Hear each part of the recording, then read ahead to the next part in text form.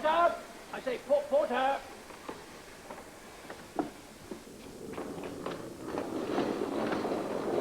Over here, Porter, over here. Leave it to me, sir. Leave it to me. Right, thank you. Thank you, sir. Thank you. Come along, children. Shall I take that, miss? Yeah, leave that to the porter, Mabel. I can manage, sir. It's Millie, sir. I'll take that back now, shall I, Master Gerald?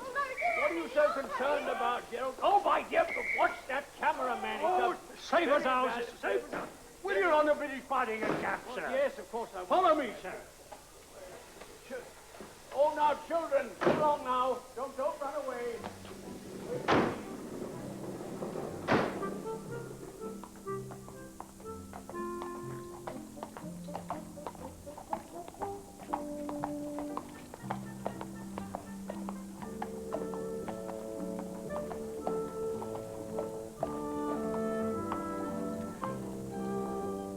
Here we are. Come along, children. Yep.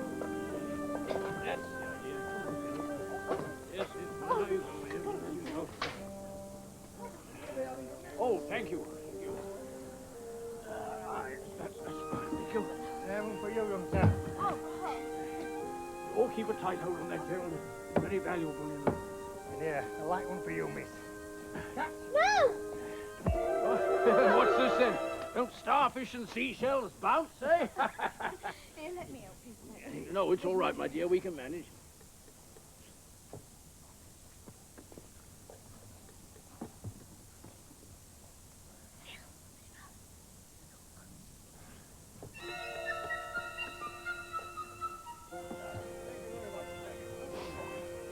Ah, home again. It's not what I'd call home. It's not good enough. This door's not real. It's not a real door, it's just painted on. Either those curtains or that wallpaper has got to go. Preferably both. Nothing in here works. Everything's pretend. I think you're three very ungrateful little people. It's not a question of gratitude, young woman. I am Spellbush Freelock, official diplomatic emissary of His Most Imperial Majesty, Emperor Golbasta, Mamarin, Iblami, Godilo, Shepin, Ali Gu the 17th. We know. This accommodation is ill-befitting to my position and dignity. Excuse me, Fitzroy. Ah!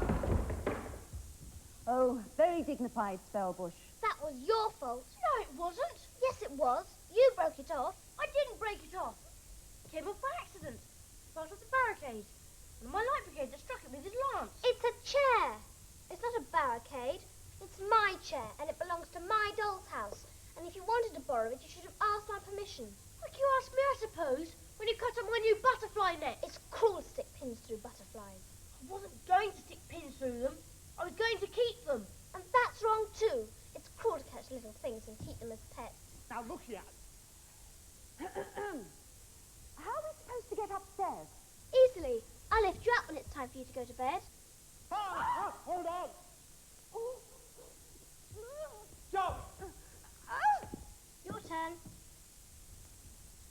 If I am to be incapable of making my own way to my sleeping quarters, young woman, it were best I did not retire at all.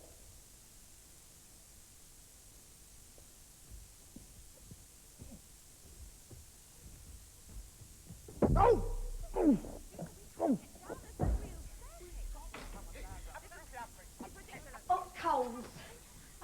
you'll be needing a fire, or else you'll both be chilled through to the marrow. I reckon you've got the nicest room there is. It's like a toy shop window. Just look at that there Dolly's house. Carpets and curtains, I bet. And little tiny furniture all through. Oh, my. Ain't that a picture? Bless me. If there ain't dear little Dolly's too to match. Don't they look real? How does it open then? Let's have a proper... Millie, the fire. Oh, Lord, for mercy. Oh, enough smoke on the go for a box full of kippers. Oh, that's better. Hey, speaking of kippers, Cook's got some boiled cod and parsley sauce to keep him warm in the kitchen. Come down now. Or, shall I fetch you up a nursery tea? We'll come down with you. Oh, yes. We can help you carry things. My, we are being helpful. What brought this on?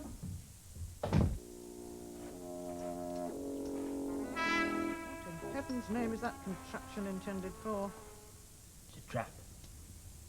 I've had a number of them constructed by a friend of mine. What poor dumb creatures do you intend to snare with that? No poor dumb creature, sister, but cunning, crafty, sly-booted things as sharp-witted almost as ourselves.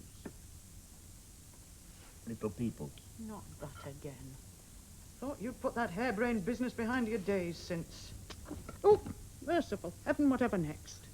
They exist, Sarah. Believe me, they exist. I shall track them down. I shall catch them. I shall show them to the public, and I shall make my fortune.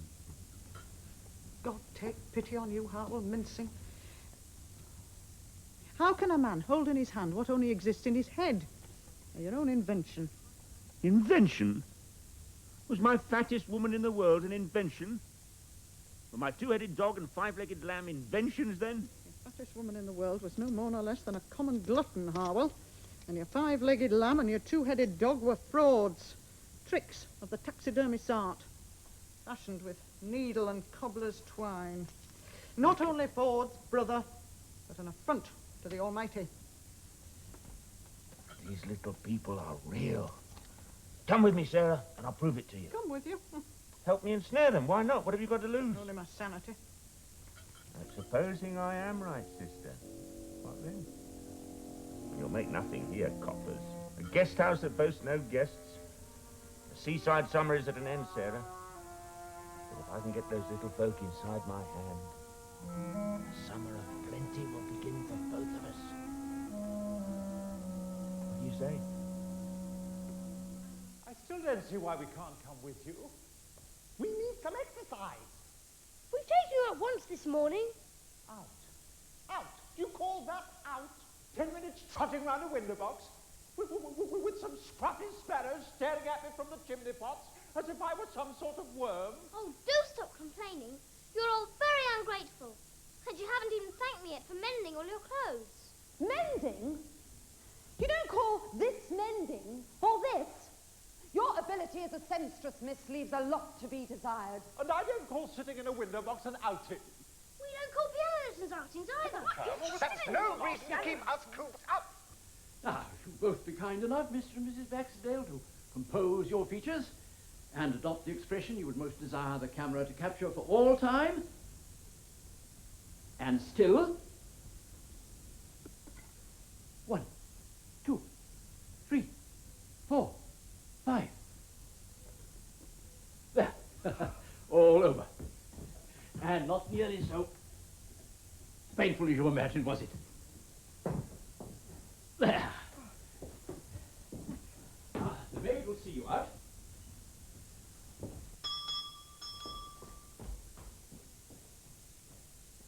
Good day to you.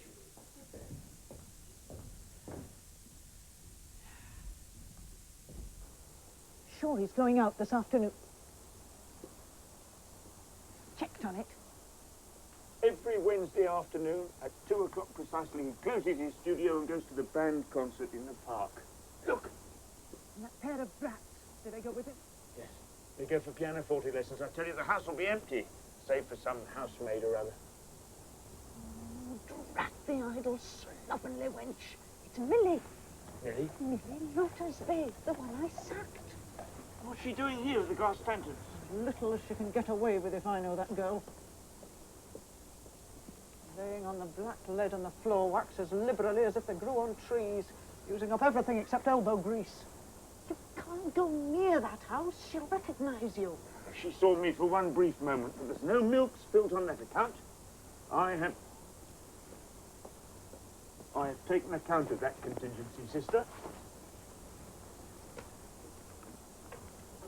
Oh, well. Oh, You leave this to me, Sarah, but you go now or you'll be recognized for certain.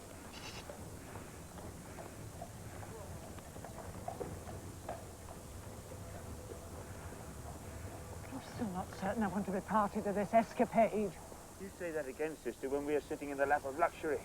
Why, Phineas T. Barnum must be turning in his grave with envy. Now, go. I'll see you back at the rooms.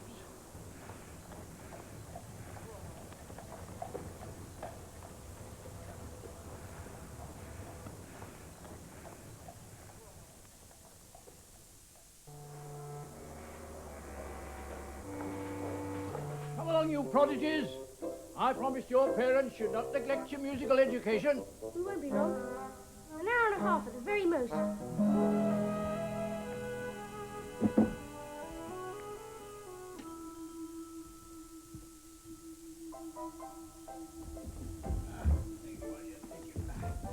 Ah, there you are, children. Off we go. Oh, Hetty, don't forget to get the fire well stoked in the parlour. Pass me the poker, Malcolm. Here. Ah! It's red paint.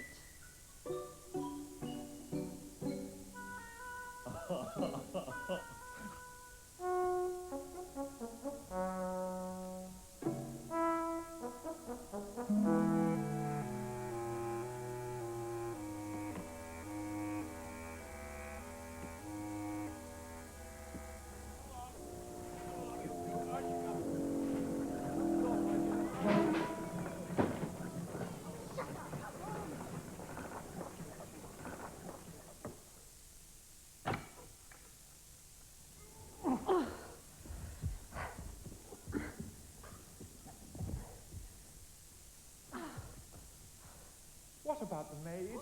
Yes, what about the maid? She cleans the parlour on Wednesday. We can go whenever we please. There's a bowl of fruit in the dining room. Grapes like watermelons. Oh, great gravelogs. Oh. I don't know what you two are standing there for.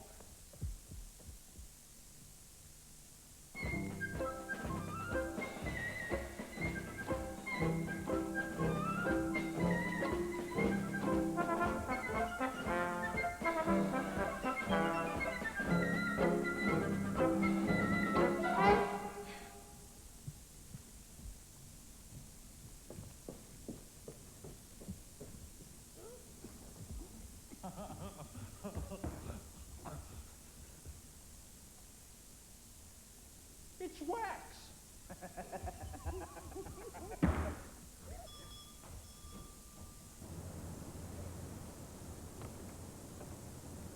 Be so good, young woman, as to inform your master that Mr. Algernon Spindrift has had the courtesy to call.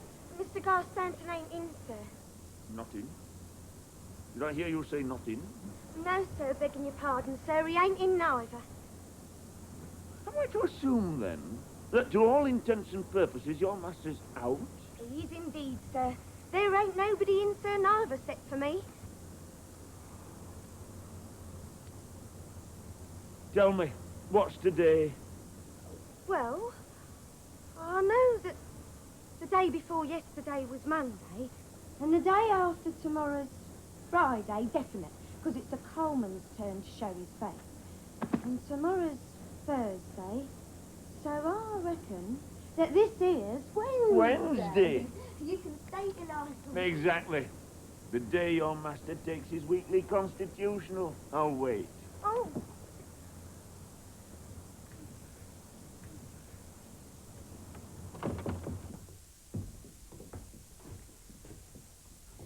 begging your pardon, sir, but I ain't allowed to let no one in if I'm here on my own. Quite right, too. But I think in my case you'd be expected to make an exception, don't you? Now show me to the parlour and you can get on with your work.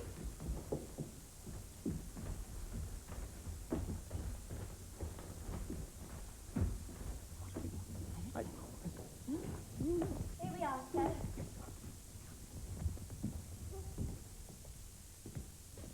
That will be all, miss. Very good, sir. Jim.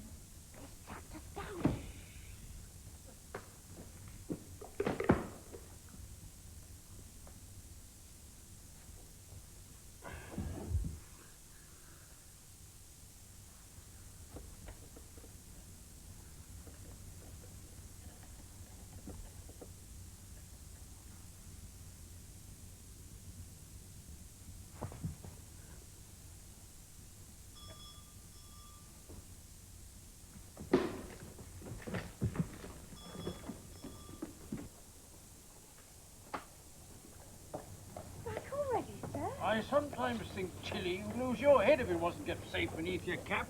You let me go off without my bread.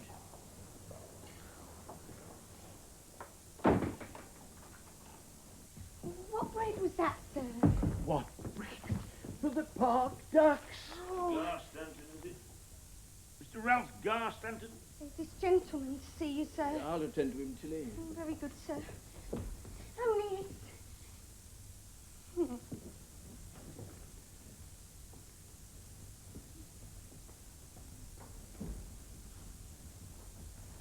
Algernon Spindrift. Do I know you, sir? Well, didn't Mr. Heppenstall of Heptonstall mention me to you? Heppenstall. Do I know him? Applewhite Heppenstall of Heptonstall. He speaks most highly of you. Indeed, I am here on his very highest recommendation. Oh, you've come with regard to a studio portrait, then, I see, yes. Well, was it a likeness of yourself alone, Mr. Spindrift, or a family group? Well, it was myself alone, but as I see there's been a misunderstanding, and as I know what a busy man you must be, I shall ask no more than that my name goes down in your appointment book. Oh, not at all, Mr. What did you say your name was? Spindrift. Algernon Spindrift. My dear Mr. Spindrift, you've been recommended by Mr. Heppenstall. Hepplewhite Heppenstall of Heptonstall. Of Heptonstall. Well, if you've been sent by him, then I am beholden to accommodate you immediately. Oh, the ducks can wait until tomorrow. I doubt that they can distinguish between Wednesdays and Thursdays anyway. Right you are then. This way. Come along.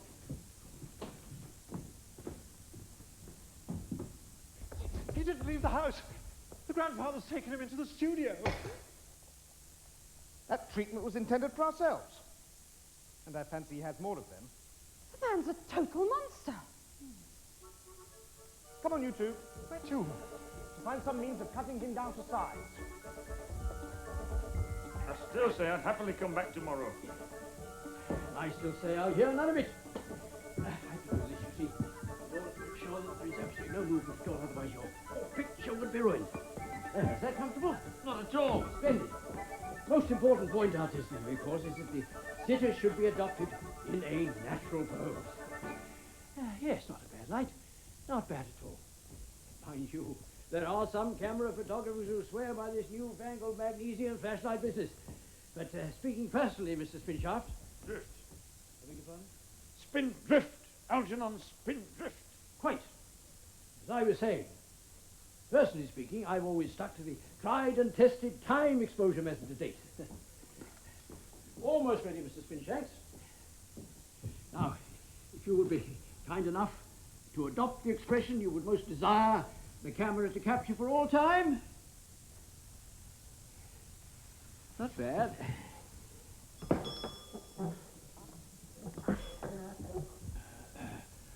do apologize. I won't keep you a moment. Oh, but it's them street ragamuffins up to their tricks again. Isn't that the dining room? There ain't nobody in the dining room. That's the parlour. There ain't nobody in there neither. Oh!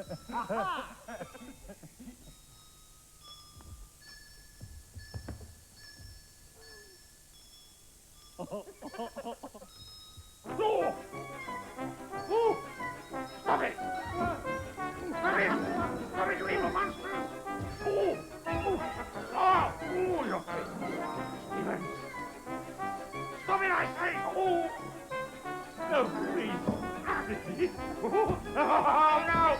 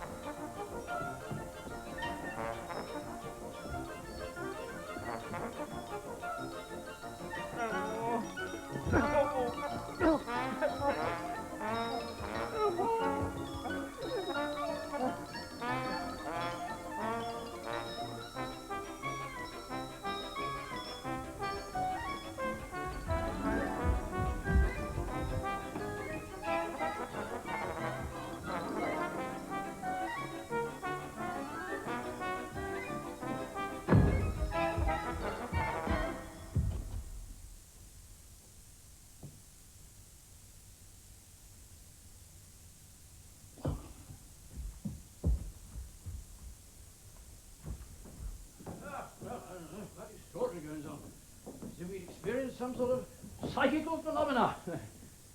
You all right, Mr. Spindrift. Algernon Spindrift. Only let me out of here. Unfasten me, I beg of you, and release me from this madhouse. Oh, unfortunately, the light is against us now. Oh, well, I'm forced to join the ranks of the enemy out here and resort to this magnesium flashlight business. Yeah, not a moment longer now, Mr. Spindleton. It's absolutely necessary. Anything. Anything you say, only let me out of these shackles.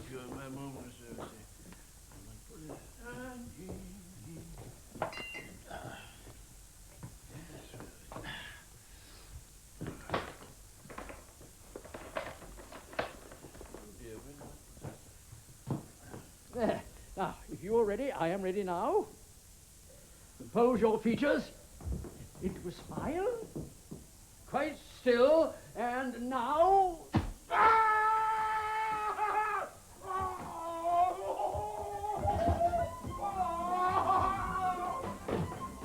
didn't mean to start. I might have to take another one.